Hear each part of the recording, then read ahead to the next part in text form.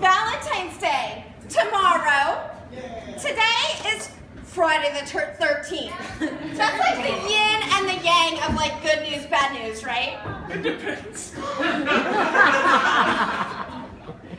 So I've also got some good news, bad news for you. Because my in-laws, my husband's mom and dad, they're here tonight. Yay!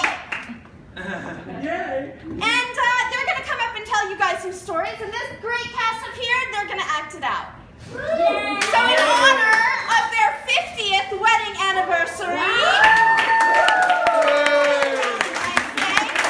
I present Jean and Sandy Beckman.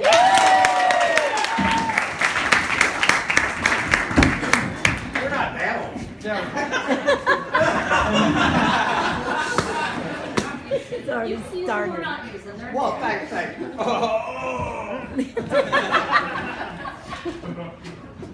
Hello, everybody. After watching that clip, I'm not sure we have anything to worry about.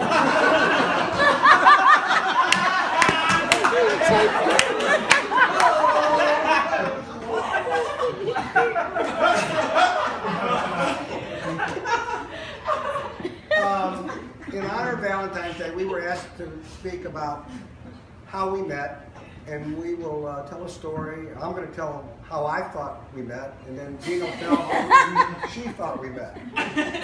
I'm sure they're hopefully will coincide with something, but it might or might not. And back in 1961, there were probably, I know there was one or two, well, I know those guys were around.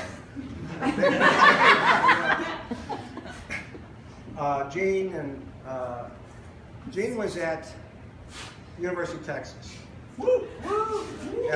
I was at University of Missouri in Columbia. My dad was out of a job with 4 kids. I was the oldest of 4 kids. And back in the old days, which was this period of time, I'm going to get there. Back in the old days, when you were going to school in a state institution, well, college, not institution.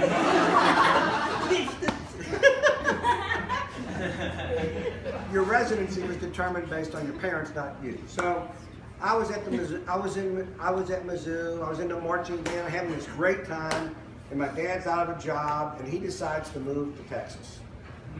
And he drives down here with my brother. Were you around, Greg? I'm around.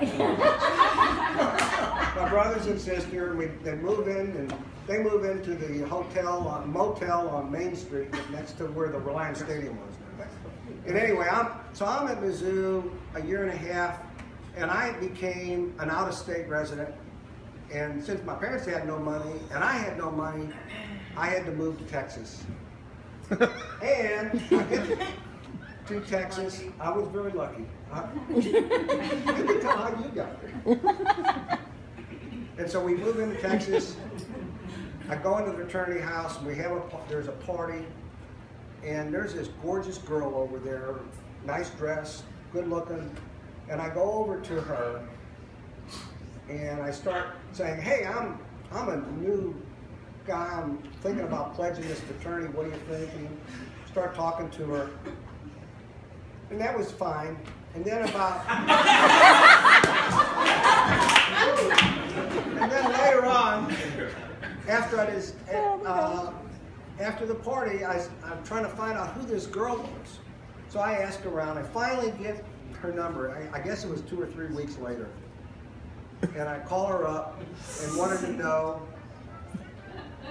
Wait.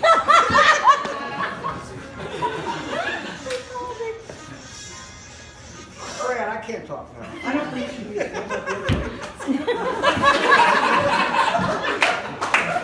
Anyway, so I finally found her at the dorm.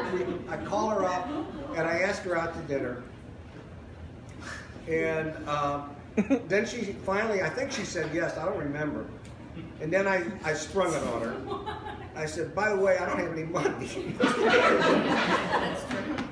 And so our first date was, that's how I met Jean, with asking her out to dinner and asking her to see if she could pay for it.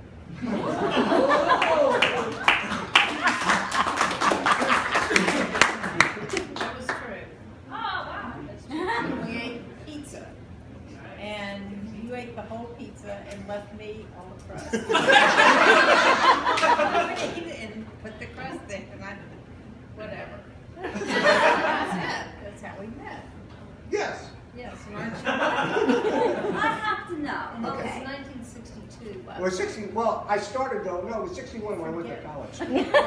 So, in those, so when a gentleman In those days, in those days, right? Yeah, cars. right. We had cars. So I always romanticize that time period as, you know, men having the court and being chivalrous and paying. So if a guy approaches you and says, I'm taking you out to dinner and I have no money, what did you think? I thought it was funny. I thought he was kidding until I drank it.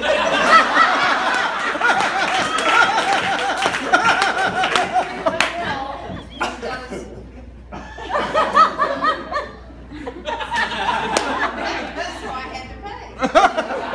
Did you notice him across the room too? Like he noticed you, but were you like, oh yeah, or were you just like, oh, another guy? I don't think she knew who I was when I called her up. Oh.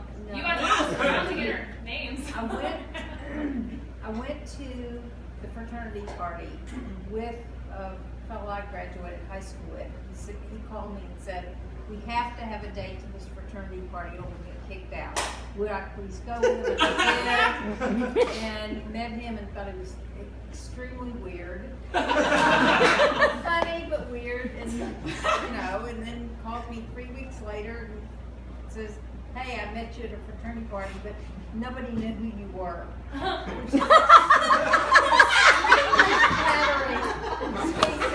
Do you want to go to dinner? And that was Wait, so did you have a date at the party too? Because you have to have a date. No, I didn't. I was, you know, I didn't have to a have date. a date. The guys didn't. So the other guy just had. Well, that he date. did. Well, he was. He had to because he was new to the fraternity. And this guy became a friend of mine. His name was Bobby, and good old Bobby. And since I never drank a lot, except when I got to Texas, they drank a lot. And so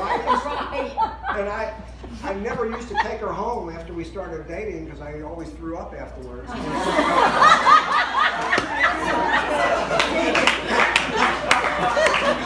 So, wait a second. One night, I said, Bobby, can you take Jean home? And he took her home, and then on the way home, he got hit by a car, and I was just terrible.